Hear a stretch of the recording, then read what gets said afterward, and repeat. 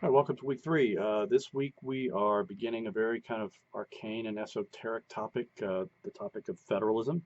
It is one of the basic constitutional principles of American federal government, which is this idea that you're going to have a national government at the top, and then you're going to have state governments at the bottom, or at a different layer below, subordinate to the federal government, but that they share zones of sovereignty where the one side might be predominant and the other one, might be subordinate in terms of acting on a given thing. Um, it's important to keep in mind that there are a lot of moving parts in federalism, that it requires a great deal of collaboration and cooperation between the basic three levels of government, federal, state, and local government. Next week, we'll be looking at state and local government kind of from a bottom-up perspective.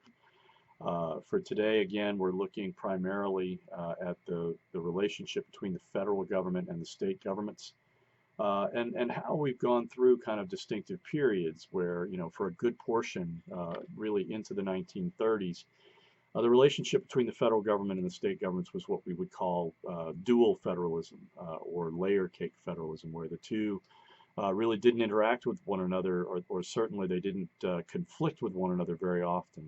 They operated in very separate zones of sovereignty. And the federal government really didn't do much directly to impose its will on either the state governments or on U.S. citizens. They were mainly in the business from 1788 to 1937 to just basically building infrastructure and trying to facilitate the growth of the economy. That changes with the Great Depression. We go through about a generation period of what is widely described as cooperative federalism, where again, the federal government is predominantly concerned with helping the states, with getting money to the states in the form of grants, in order first to combat the Great Depression, then to wage World War II, and then subsequently to begin the process of engaging in the Cold War. And each of these things are very important, and they're largely undertaken in a collaborative way.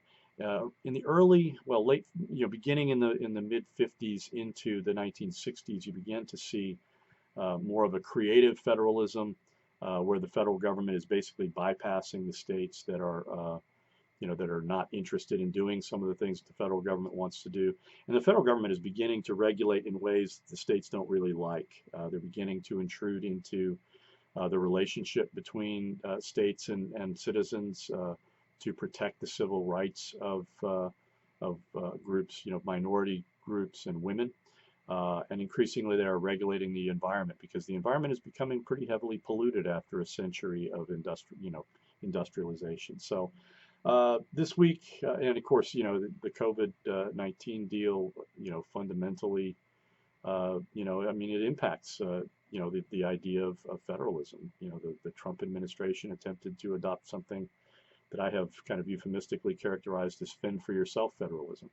And so, federalism is an important concept. It's an important principle. When it's working well, you actually have a really good collaborative relationship where government is working effectively and efficiently at all three levels. When it's not working well, you're seeing a lot more conflict, a lot more lawsuits. The courts are adjudicating a lot of these kinds of claims about federalism. So this week we have three assignments due. You have, of course, your weekly forum, which you'll always have. You have your weekly quiz on Chapter 3, likewise, which you'll always have. Then you have your first critical thinking exercise, which is an article by Yuval Levin, basically saying, how did Americans lose faith, lose faith in everything? So make sure as a group you read that article and discuss it and work through it. And I look forward to reading your responses. So let's have a great week and let's do a lot of good work.